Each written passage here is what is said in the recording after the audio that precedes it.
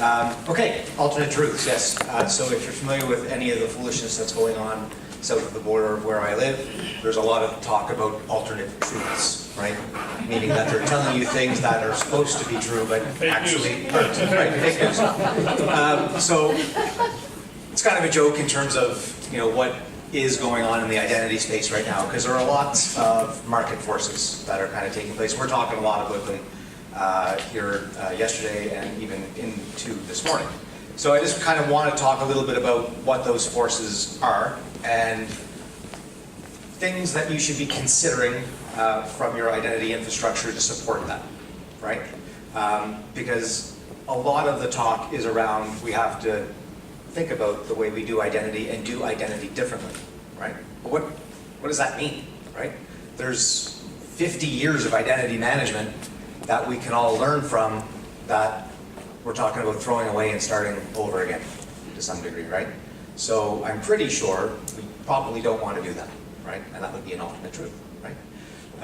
So, disruptive forces. So this is kind of where we started, right? We had like mainframes and we locked people in rooms and it was very easy to manage from an IT perspective, right? So we're looking at an internal infrastructure here. To the right here, it becomes a whole lot more complicated to manage that than when you look at where we started, right? Not only is it more difficult to manage, you have to provide an experience that we talked a little bit about over the last little bit to customers that are wanting to use a lot of these devices. Who's wearing some sort of wearable device? Yeah. Who wore one like 4 years ago? Oh, 4 years ago, yeah, this guy, early adopter. But I expect to be able to use this now when I go to places, like when I go to board a plane, I want to be able to use my watch. When I go into the hotel, I want to be able to use my watch to open the door, right?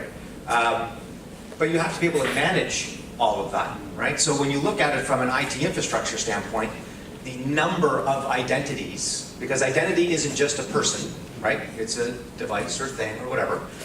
It's infinite. The exponential number of identities that you have to manage compared to what you are managing from an internal standpoint does mean you do have to change, but it doesn't mean you have to start from scratch, because there's a lot of things that we've learned over the last number of years that we can leverage to help make the management of those users, devices, and things a little bit more easy. So again, the landscape's changing, so digital disruption or whatever that is, you likely have some sort of initiative at your organization that you're doing around that.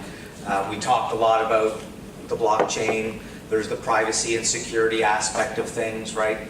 Do we hand that over to customers? As a marketing guy, do I want customers to be able to choose whether or not I can send them an email or reach out to them or know who they are? No. No, I don't. I want to know all of you. I'm going to get all of your names when you leave. It's good. But it's not necessarily the way people want to interact with organizations, right? And you want to be able to do it in a way that's smart. So I'm an Apple guy. Everything I use is Apple, except for, unfortunately, the laptop that I got when I started here at Micro Focus. But I digress. I keep getting emails from my cell phone provider for new Android devices. Why? I've never bought I don't have anything that's Android. I've never bought an Android phone. I bought 7 iPhones, right? And they know that, so why would they send me that? They obviously don't know who I am, right? And they're wasting their time.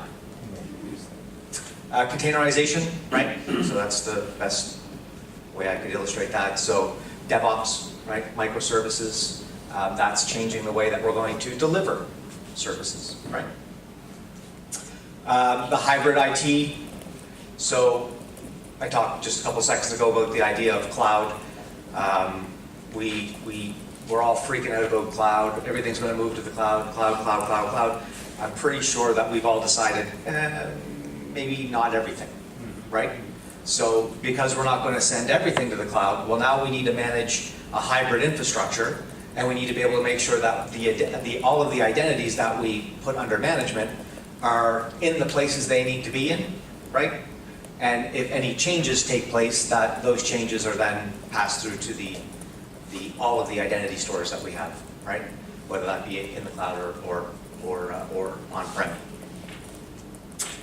And then we have all of the standards that we have to adhere to as well, right? Telling us the way we have to do stuff. The issue with these things is that somebody will come into our organization and say, well, you don't comply. Or there's a new item that comes out in the PSD2, for example. Now I have to change the way I authenticate users.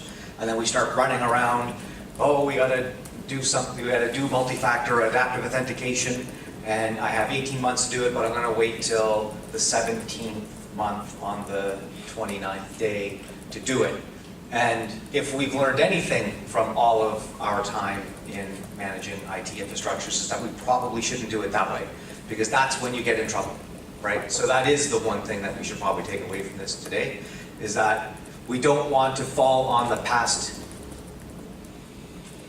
issues we've made with our infrastructure because we didn't do it from a business standpoint, right? We did it because we failed something, or we waited till the last minute to put something in. And Martin just talked about that a couple of seconds ago, that we don't look at it from a business perspective, and we rush to get things done, and we don't get the right solution or product, and we pay too much for it. There's all kinds of things that happen. Then you end up with this duct tape infrastructure that you're struggling to try to keep together. So that's one thing that we can learn from, maybe from some of these alternate truths, is that we don't want to wait until it's here. We want to be able to look at what we're currently doing and then build it into our business practice, right? And what it means for customers. So everybody's moving to something. You're not the only one. When we look at all of the things that are affecting identity and the way identities are managed, every market across every industry is looking at going or doing something. When we look at the financial marketplace, what we want to do is provide that seamless customer engagement, right, across any device or thing, right, anywhere in the world, 365 days a year, 24/7.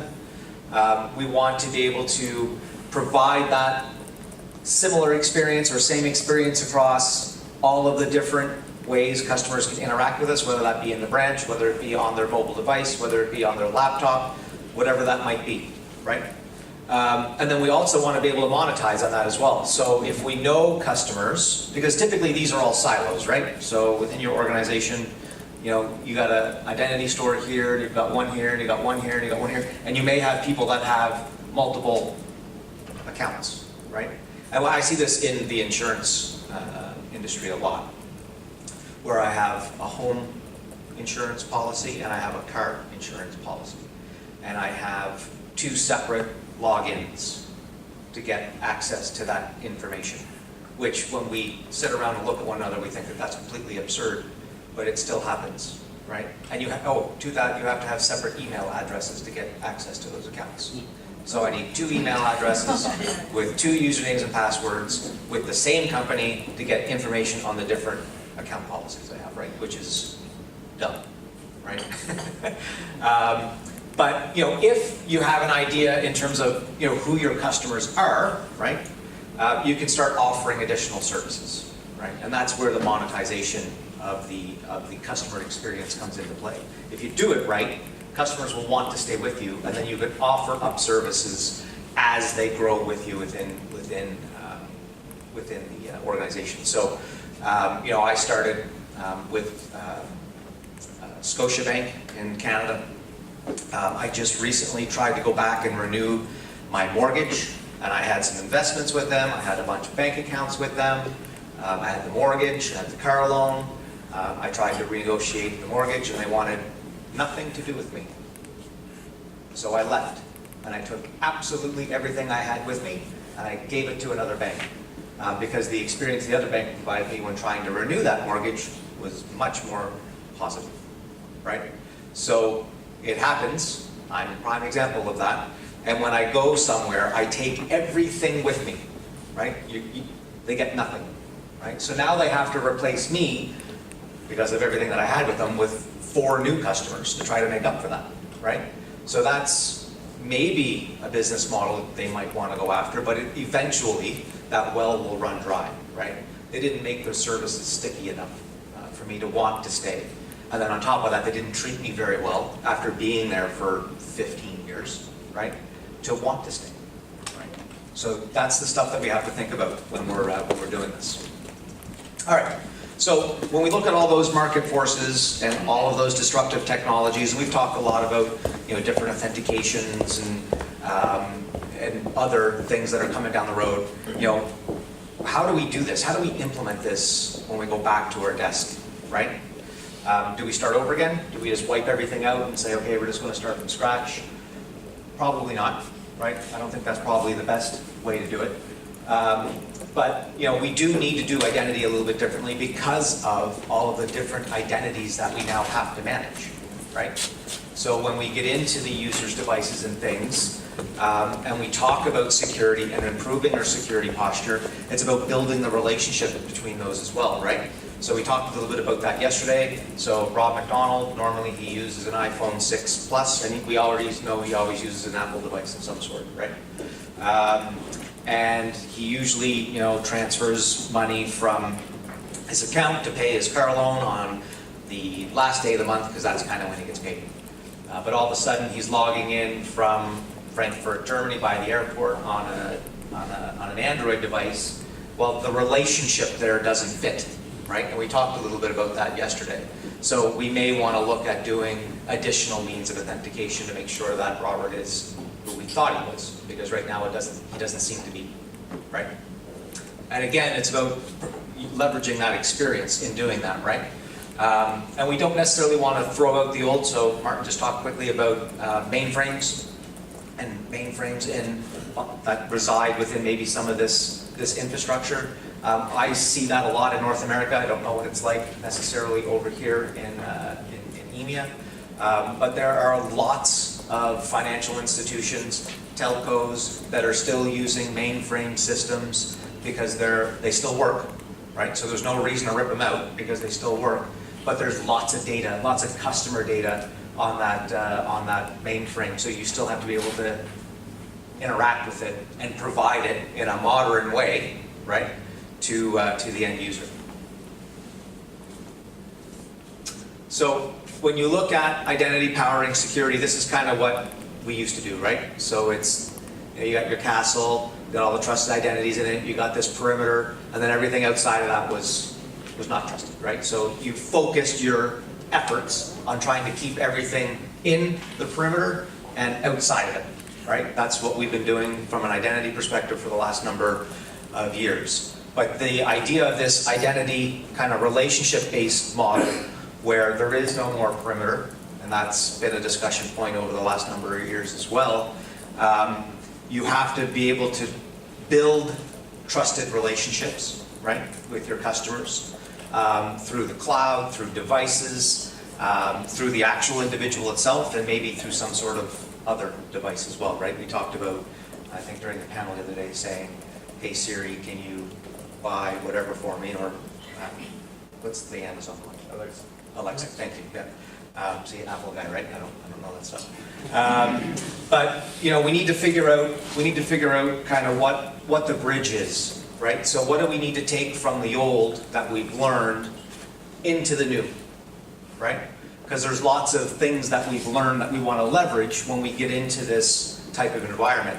The other part, the trick to all of this as well, is where's the driver, right? So traditionally what I've seen is that we have these new people, these digital officers, or heaven forbid a marketing officer that's trying to deliver this stuff, right? And they really don't care what these guys say because this was the house of no, right? So anytime you try to go ask these guys for anything, they're like, nope, not doing that. What do you mean you want to bring your own device? Absolutely not, we're not doing that, right? So IT was always that house of no, right? So it has errors, it has bugs. Yeah, exactly, right? Let me see how we do it for that time. So the idea that, you know, you would want this methodology running this is seemingly crazy. But there's a lot of stuff that we can learn from here to make this work right? And really it's about that business driver, right? So depending upon where it's coming from is likely going to be dependent upon how it's built, right? But there needs to be kind of an ebb and flow and how that's going to work. And Martin talked about that just a couple minutes as well. He stole all my thunder. But it's looking at the different areas within the organization that are responsible for a lot of these things, right? So there might be some sort of digital transformation team. There's an identity and access management team. There's a security team. There's all kinds of teams that relate to how we're going to interact with customers, right? So all those people need to be in the room when this happens, because what we typically, or what I've typically seen, is that if this is happening without this, then at some point this gets blown up because these guys say, nope, that's not happening, right? Or these guys don't want to interact with these guys because they're going to start trying to build it on maybe the existing infrastructure that can't scale to meet the needs, right? So there needs to be some sort of cooperation for this to work right. And the areas where I've seen it work best, that's exactly what's happened. So even though these guys might have been the ones starting it, they were smart enough to bring these guys in to make sure that the platform is scalable, is secure, and is leveraging the right technology at the right times, right? And again, by changing, right, and letting one or the other run it, you have this kind of balancing act, right? If IT is managing it, customers are going to have to change their password every 3 months, right? If it's marketing running it, then everybody's going to opt into everything, and it's going to be free love, and there'll be no registration. Things will just happen, right? And that's going to obviously cause other problems, right? So, yeah. But it's all about the context of everything, right? So when we looked at that perimeter-based scenario, it was giving the right access to the right person at the right time. And now it's not necessarily about that. It's about providing the right experience, right? So again, it's that balance, right? How do you do that? But still, I mean, the basic principles are the same, right? Regardless of whether or not you're doing an internal identity infrastructure or external. You want to determine who or what is at the door, right? Is it normal, right? The activity that they're trying to do. And then based on whatever that activity and maybe where they're based, can I have access to what they're trying to get access to it? And is that cool, right? And if not, then you make checks and balances accordingly. From an IT perspective, though, that's a Canada Goose, by the way. It's my Canada reference today. We need to kind of look like the Canada Goose or a duck, right? So everything needs to look super calm up top, but we got all kinds of stuff happening underneath to make this thing work, right? And from a customer's perspective, that's the way we expect it. The funny thing, even from a marketing perspective, because I get it in the office all the time, is we try to justify things because that's the only way we potentially could do it internally, even though we know if we're on the other side of whatever that communication is going to be, we wouldn't appreciate it necessarily. So, for example, our marketing organization tends to send a lot of emails to customers, right? And I have people internally trying to justify why that's okay. I'm like, okay, that's great. Tim, if you're sitting at your desk and you get 30 emails from Micro Focus in one day, are you going to be happy with that? No. Well then, why is it okay now that you're standing on this side of the fence, right? That's not the way we want that to happen, right? So when we look at it from a customer perspective, we want to make sure that we're thinking as a customer as we're doing this stuff, right? But the trick is to make sure that you're still providing the right level of security in the back end while all that stuff is kind of taking place, right? And that's the idea behind that goose. But here's the thing.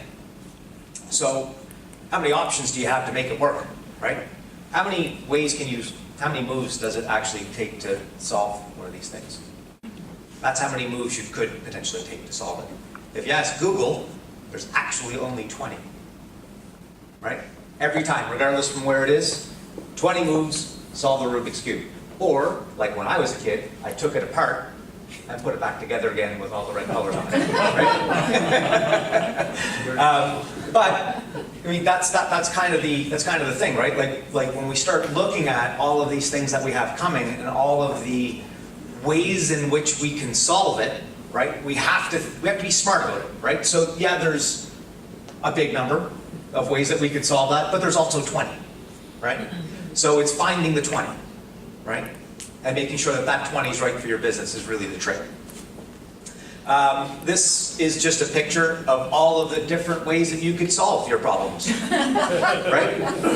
I'm also up there, okay? So it's not easy, right? But yeah, that's from Momentum Partners. I always laugh when I see that because it's like, oh yeah, you could just, it's easy. Anyway, but really what it's about is, it's about leveraging identity to power your security posture, right? Because once you know who that identity is, everything becomes a little bit easier, right? But when you're thinking about building the platform and then operating that and securing that, you want to make sure that there's consistencies throughout doing that process, right? All right, so alternate truths. We don't need to start over, but we need to be smart, right? So look at it from a business perspective. What is the end game? What's the goal, right? Does it add business value to what we're doing? Don't just do it for the sake of doing it because you waited too long to do it and then all of a sudden now you've got this duct tape infrastructure put together again. Make sure you're smart about it. Think about what the customers need or needs are, right? And then I talked about that earlier, we're all customers, right? So this really shouldn't be hard, but every time you go to a website, you're like, really? Do I have to do that, right? To get that information or to register for this thing?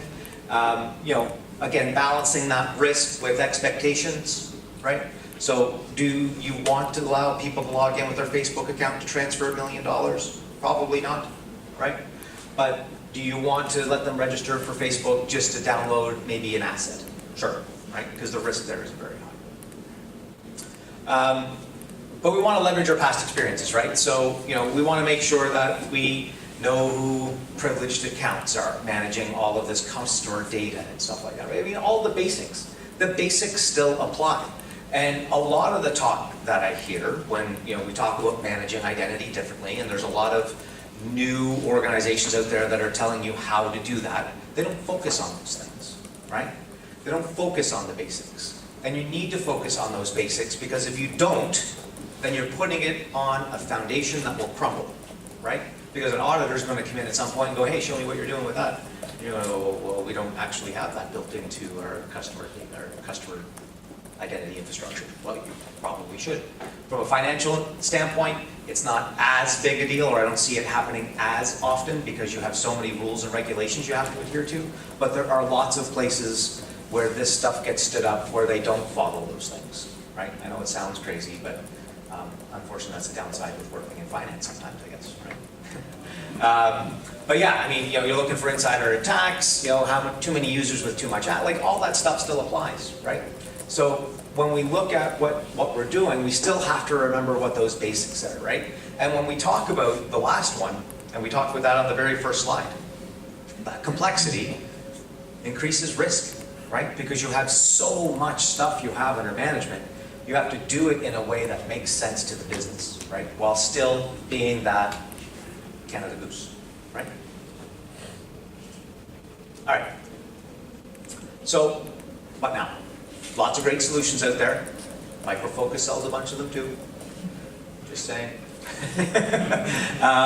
But there's lots to come as well, right? I mean, we can see what's kind of coming on the horizon. We talked a lot about biometrics. It's obviously not quite there yet because the technology isn't necessarily there yet, but it's coming, right? If you read what's coming in a lot of the new smart devices, that is being included into that device. So those are ways in which you can leverage that technology. How many people turn around when they leave home without their cell phone? Nobody turns around? Come on. Everybody turns around, right? There's only two things I'll turn around for.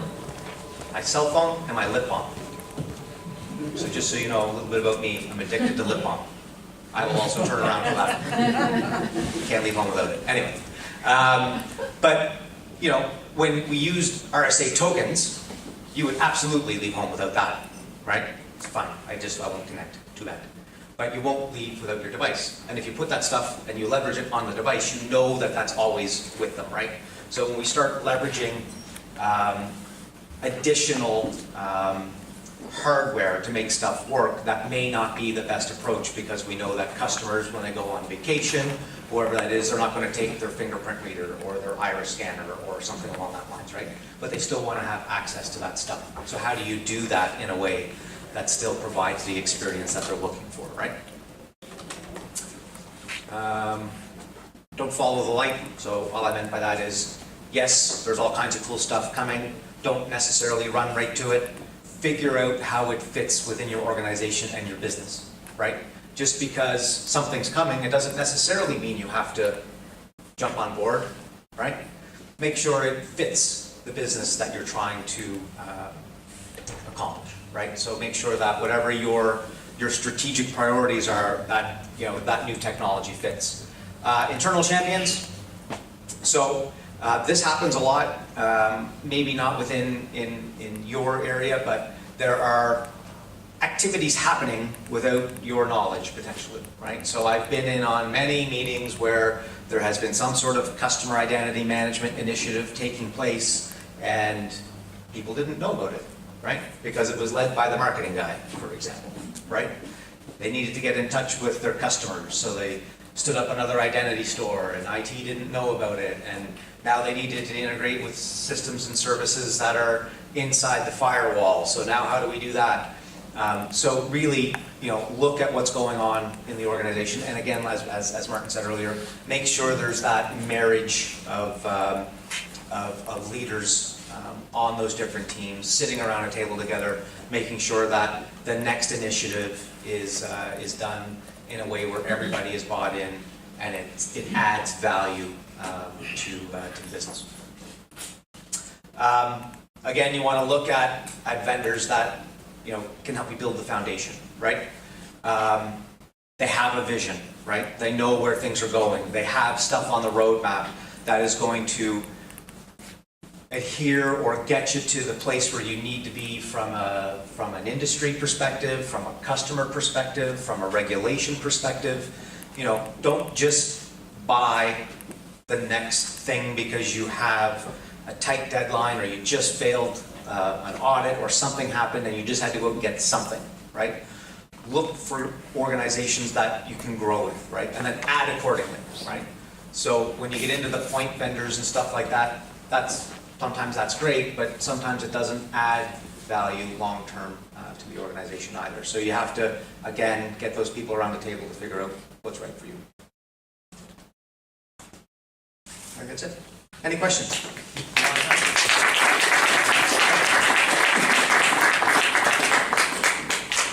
I figured.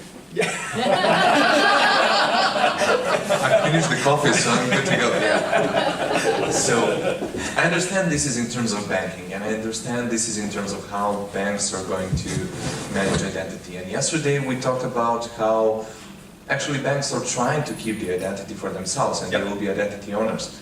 But in terms of what you said in the context of PSD2, if I am a wallet and I'm a third-party provider, and I just use, for example, Jumio, and I just scan my eyes to do the payment and to identify myself, and then I come to my bank account and I need to identify, and I need to scan my eyes again, there's a friction. You're going to go blind. Yeah, you're going to go blind, yeah. So, and if you include other stuff in adaptive authentication, you will end up having on the third-party providers many different ways of authenticating, and on the bank side as well. So it will add a lot of friction. As a marketing guy, how do you see this maybe third-party providers collaborating with banks and sharing the insights of the identity, and how do you see this rolling out in context of PSD2? Yeah, so I'll give an example. American Express back in North America, for example, they own the credit card, but it's third parties that actually have their name on the card, right? Or like my Visa, for example, it's an Aeroplan Visa, so it's a third party Visa. How does Visa get the identity, right? So there are ways in which that can happen, right? So you have, federated access into the database to share that information. It's a matter of whether or not they want to do that, though, right? So can it be done? Yes, right? Same thing with Apple Pay. When Apple Pay first came out in North America as well, banks wanted nothing to do with it because they didn't know who was going to get paid, right? But to a customer, it doesn't matter. I don't care who gets paid. I just want to be able to use my phone to tap to pay for the service, right? So that's when it comes down to the business objective, right, and the business driver. So if you can lower that friction for customers, then you should do that, right? And not necessarily worry about not having the identity, but that's going to be the tricky part, right? Who owns the identity? Because when you look at organizations that are going public, like Snapchat, for example, they're going to go for like stupid money because they're in a business model, but they have all kinds of identities that they go out and talk to, right? So those identities in some cases are probably worth more than the accounts that they actually manage. So that'll be the interesting friction point over the next couple of years in terms of who's going to own that identity. I don't have an answer for you because we're not there yet. Yeah, the whole goal of PSD2 is to make fintech collaborate with the banks and expand the competitive landscape. Yeah. But in terms of banks need to provide this, Yeah. third-party providers don't need to do this. So it will be, Yeah. Yeah, which means again, probably the best thing for banks to do is to fill a role where their customers don't need the third-party provider, so to speak. So try to play that role as well to some extent. So clearly, if you don't offer your customer what a customer wants, you're in trouble. Okay, so thank you. Thank you. Robert. We continue